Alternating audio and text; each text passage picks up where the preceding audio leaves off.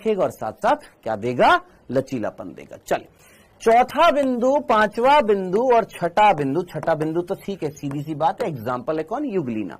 अब बात करते हैं इन दोनों बिंदुओं की। इन दोनों बिंदुओं में से एक ही बिंदु है, दो भागों में बांट रखा है। क्या ये जो युगलीना जो है बेटा, ये दिन में क्या करते हैं, ऑब्वियसली बात है, ये स्टिग्मा क्या कर रही थी, प्रकाश की तरफ इनको लेकर जा रही थी। ये स्टिग्मा जो थी प्रकाश संवेदी थी, प्रकाश की किरणों की संवेदना को ग्रहण करके इनको किधर की तरफ लेकर जाएगी, जहां से प्रकाश आ रहा है। ये क्या करेंगे, प्रकाश संश्लेषण करेंगे।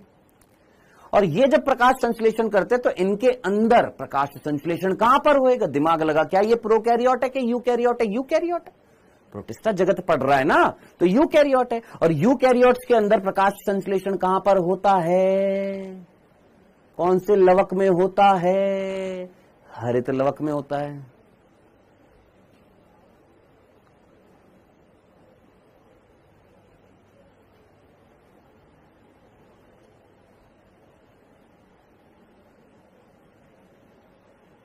हाँ भाई, किसमें होएगा, हरित लवक में। तो इस डायग्राम में, ये जो डायग्राम था, इस डायग्राम में क्या यहां पर क्लोरोप्लास्ट लिखा हुआ है, क्लोरोप्लास्ट का मतलब हरित लवक, यानी इनके अंदर क्या मिलेंगे, ये हरित लवक मिलेंगे।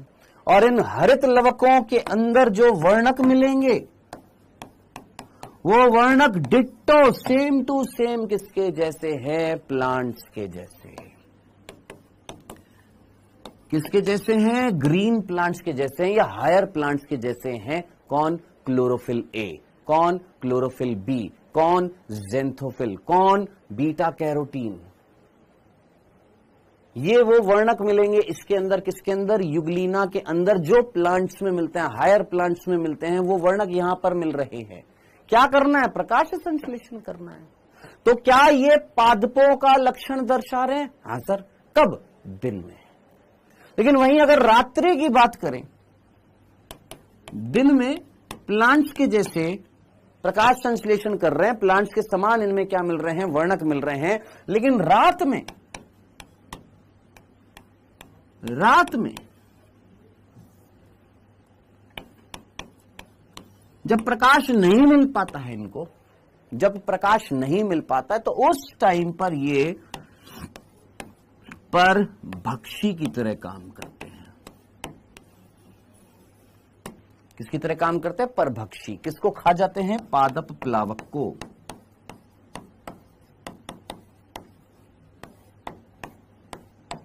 किसका भक्षण करते हैं, पादप प्लावक का। मेनली डेस्मिड्स का करते हैं, ज्यादातर किसका करते हैं, डेस्मिड्स का करते हैं, और डाइनोफ्लैजिलेट्स का करते हैं ये, ठीक है जी। सो ये पादप प्लावक का परभक्षण कर लेते हैं, ज्यादातर पादप प्लावक को ये खा जाते, कब, रात में, जब प्रकाश संश्लेषण नहीं करते हैं। तो इस वजह से प्लांट्स और एनिमल्स का ये लक्षण दर्शा रहे हैं। तो क्या हम इनको मिश्रित पोषी बोलेंगे या नहीं बोलेंगे, हाँ सर, ये एक प्रकार के कैसे हैं, सर ये मिश्रित पोषी हैं। यहां पर ब्रैकेट में लिख देता हूं, मिश्रित पोषी। दिन में स्वपोषी, रात को परपोषी, यानी मिश्रित पोषी। साफ साफ लिखा हुआ। सूर्य के प्रकाश की उपस्थिति में ये क्या करते हैं, प्रकाश संश्लेषण करते हैं। लेकिन सूर्य के प्रकाश के नहीं होने पर ये अन्य सूक्ष्म जीवधारियों का शिकार कर लेते हैं। और वो अन्य सूक्ष्म जीवधारी कौन होते हैं, पादप प्लावक होते हैं, जिनका ये परभक्षण कर लेते हैं, यानी परपोषी की तरह व्यवहार करते हैं। दिन में स्वपोषी, रात को परपोषी, या दिन में स्वपोषी और जब प्रकाश नहीं मिलेगा तो परपोषी। इसीलिए ये कैसा पोषण होता है इनका, मिक्सोट्रॉफिक होता है, मिश्रित पोषी होता है। ऑटोट्रॉफिक, हेटेरोट्रॉफिक दोनों मिक्स हो जाता है तो क्या कहलाता है, मिक्सोट्रॉफिक कहलाता है, याद रखना। सर परपोषी परभक्षी एक है, भाई साहब कौन है आप, सर परपोषी और परभक्षी एक ही होता है। Hello hello, who are you, hello who are you. हम पूरा चैप्टर पढ़ लिए, कौन सा, इकोलॉजी के अंदर जीव और समष्टि, अभिक्रियाएं देख ली हमने, परभक्षण, परजीवी, परपोषी, ये सारे वर्ड पढ़ लिए। गुड मॉर्निंग जनाब, क्या हाल है? गजब, वाह। परपोषी एक प्रकार का पोषण होता है दूसरे जीवों पर आधारित। अब वो परजीवी के रूप में भी हो सकता है, परभक्षी के रूप में भी हो सकता है, मृतोपजीवी के रूप में भी हो सकता है। ठीक है कीर्ति, याद रखोगी गुड़िया, अब भूल मत जाना। ठीक है बेटा, पर पोषण जो होता है दूसरे जीवों से या दूसरों से पोषण लेना। अब दूसरे किसी सजीव से लेना, बिना मारे परजीवी, मारकर परभक्षी, मरे हुए से मृतोपजीवी। दंडना दंडन। चलो जी, ओके जी, एग्जाम्पल है युगलीना, ये याद रखना। अच्छा, एक और चीज, इवोल्यूशन चैप्टर में आप लोगों ने कनेक्टिंग लिंक पढ़े थे? हाँ सर, पढ़े थे।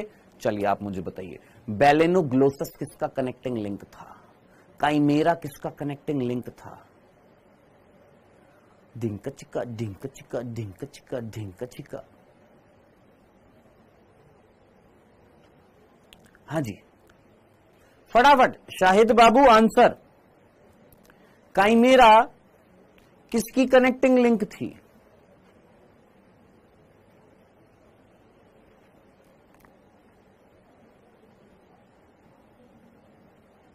Well done Sonam Gaur, very good, बहुत बढ़िया, बहुत ही बढ़िया। काइमेरा किसकी कनेक्टिंग लिंक थी? Annelida, Annelida. Well done Suman Kushwaha, very good. Chimera, chimera पूछ रहा था बेटा मैं, काइमेरा अस्थिल और उपास्थिल मछलियों की थी, याद आ रहा है? बैलेनोग्लोसस किसकी कनेक्टिंग लिंक थी? बैलेनोग्लोसस कॉर्डेटा, नॉन कॉर्डेटा। चलो पेरिपेटस बताना, पेरिपेटस किसकी कनेक्टिंग लिंक थी? पेरिपेटस। अब आपको इतना तो आइडिया हो गया कि यहां पर कौन सा बिंदु बताने वाला हूं भैया। दिन में प्लांट्स की तरह और जब प्रकाश नहीं मिलेगा तो एनिमल्स की तरह। तो ये किसकी कनेक्टिंग लिंक है ये तुम जानते हो, तुम ऑलरेडी पढ़ रहे। वेल डन, एनेलिडा और आर्थ्रोपोडा के बीच की कनेक्टिंग लिंक थी पेरिपेटस, वेरी गुड। सो बेटा यहां पर क्या, कहां चला गया वो बिंदु? यहां पर हम इनको क्या बोलेंगे कि भैया ये किसके बीच की संयोजी कड़ी है? कहां पर लिख दिया? ये किसके बीच की संयोजी कड़ी है? हाँ जी, ये प्लांट्स और एनिमल्स के बीच की क्या है? संयोजी कड़ी है। अब जितने भी जो शॉर्टकट कर रहे हैं, बिना पेन चलाए सिर्फ हाईलाइट कर रहे हैं, ना हो पाएगा, लिख कर ले लो। बिना पेन कॉपी चलाए, बिना नोट्स बनाए ना हो पाएगा, ना ही हो पाएगा। चलो जी, ये था बेटा हमारा युगलिनॉइड और इसी के साथ हमने समाप्त किया है कौन? पूरा का पूरा स्वयपोषी प्रोटिस्ट। अब इसके बाद अगला जो प्रोटिस्ट जो आता है वो कौन आएंगे मेरे भाई? अवपंक कवक आएंगे। किसकी बात करेंगे अब हम? अवपंक कवक की बात करेंगे। आइए किसकी बात करते हैं? अवपंक कवक की बात करते हैं। देखने से पता लग रहा है इतना आपको कि ये है हमारे अवपंक कवक? हाँ सर। सीधा सा क्वेश्चन पूछूंगा। हाँ जी,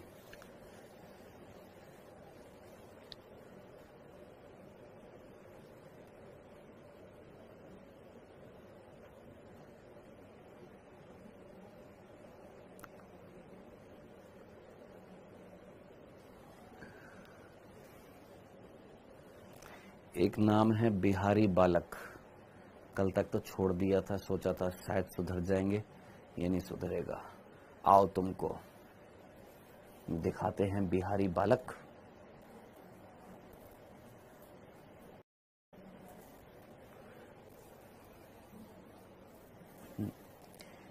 आपका दिया नोट से भी नहीं होगा सर जी। पूछ रहा है कि कह रहा है?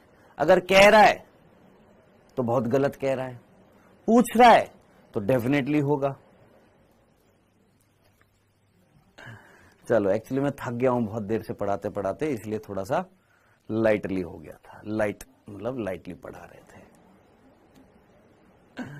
हाँ जी, चलो पूछ रहा था सर, अरे भाई देख सीधी सी बात है, जो चीजें पढ़ाई गई हैं अगर तू उनको सीरियसली पढ़ेगा तो क्यों नहीं होएगा। ये बस एक है ना वो बना लिया, अरे डाउटनट में सिलेक्शन कैसे होगा।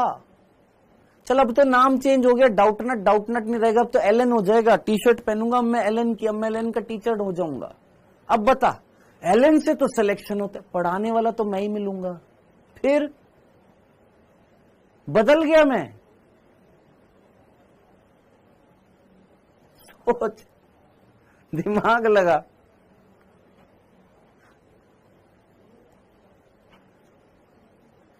इंपॉर्टेंट क्या होता है कि आपको कंटेंट क्या मिल रहा है और आप उस कंटेंट का कितना प्रतिशत हिस्सा ग्रेस्प कर रहे हो, ले रहे हो, खींच रहे हो, टीचर से निचोड़ रहे हो, वो इंपॉर्टेंट है। और कितना आप उस पर हार्ड वर्क कर रहे हो वो और भी ज्यादा इंपॉर्टेंट है। समझ में आया? कोटा में या कहीं भी किसी टीचिंग में सारे बच्चे सेलेक्ट नहीं होते हैं। सेलेक्ट वही होते हैं जिनको जो टीचर गाइड कर रहा है, ये पढ़ना ऐसे पढ़ना, उस पर अमल करते हैं, हार्डवर्क करते हैं। नाम से सिलेक्शन नहीं होता है। अब जैसे ये राघवेंद्र सिंह नाम से बालक है, ये कंटिन्यूअसली स्पैम करता है, तुमको लगता है इसका होएगा?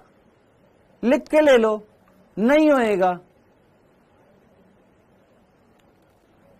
कि काम क्या है इनका, पढ़ना थोड़ी ना है। ये आए इसलिए यहां पर स्पैम करेंगे, स्पैम करेंगे, मजा आएगा, स्पैम करेंगे। अरे भैया टाइम बदल तो गया है, प्रभात 1 बजे से क्लास है, अब शाम को थोड़ी ना लेंगे बेटा। क्या 4 महीने में सिलेक्शन हो सकता है? देखो अब पता है कौन से आएंगे बालक, अब जो अब तक कुंभकर्ण की नींद सोए पड़े थे, अब बोलेंगे क्या सर 4 महीने में सिलेक्शन होगा? हमारा हो सकता है 4 महीने में सिलेक्शन होगा क्या सर? बता दो, कोई इलाज बता दो, कोई जमाल घोटा दे दो हमको। 4 महीने में सिलेक्शन हो सकता है बेटा, 4 महीने में सिलेक्शन बिल्कुल हो सकता है, लेकिन उसी का ही हो सकता है जो ये क्वेश्चन कभी जिंदगी में नहीं पूछेगा, उसका हो सकता है। ठीक है, तेरे दिमाग में क्वेश्चन अगर नहीं आएगा ना तो तेरा सिलेक्शन जरूर हो सकता है। हाँ चलो, सो अवपंक कवक, सिंपल सा क्वेश्चन मैं आपसे पूछ रहा हूं, दिमाग लगाइएगा। ये जो पीछे आपको अवपंक कवक दिखाई दे रहा है, क्वेश्चन आपसे पूछा जाए नीट में, अवपंक कवक जो होते हैं कौन से रंग के होते हैं? आंसर क्या होएगा? इनमें जो वर्णक मिलेंगे वो कौन से रंग उत्पन्न करेंगे? आंसर क्या होएगा? पहला क्वेश्चन। दूसरा, ये जो अवपंक, आंसर मिल गया ना, पीले रंग के होते हैं। दूसरा, ये जो अवपंक कवक जो होते हैं, अगर इनको अनुकूल परिस्थितियां मिलती है, इनको पोषण मिलता है, इनको पानी मिलता है, तो क्या ये फैलते हैं? देखकर लग रहा है फैलते हैं। यस, फैलते हैं। और इस संरचना का नाम क्या होता है? सब कुछ पढ़ेंगे, कल इसके आगे कंटिन्यू करेंगे। ये जो अवपंक कवक है, इनके नाम में कवक क्यों आ रहा है, और अवपंक का मतलब क्या है, स्लाइम का मतलब क्या है, और कवक क्यों बोला, और अगर बोला तो इसको कवक जगत में क्यों नहीं रखा, है ना? तो यहां पर कई सारे क्वेश्चन दिमाग में बन रहे होंगे, जिनको हम कल आगे कंटिन्यू करेंगे। कल आगे पढ़ेंगे अवपंक कवक, कल खत्म करेंगे प्रोटिस्टा जगत, कल खत्म करेंगे हमारा कवक जगत भी कल खत्म करेंगे। चैप्टर कोशिश करेंगे खत्म हो जाए, लेकिन आई होप सो नहीं हो पाएगा, क्योंकि अभी एक टॉपिक रह जाएगा वायरस। शाहिद बाबू डिटेल में पढ़ेंगे उसको, ठीक है? अच्छा, अब जाते जाते ये और बता देना, किस किस को आज और लगा घसीटा मार दिया है, बताते जाइएगा जरा। छोड़िए, रहने दीजिए, मजाक कर रहा हूं। हाँ, और कोई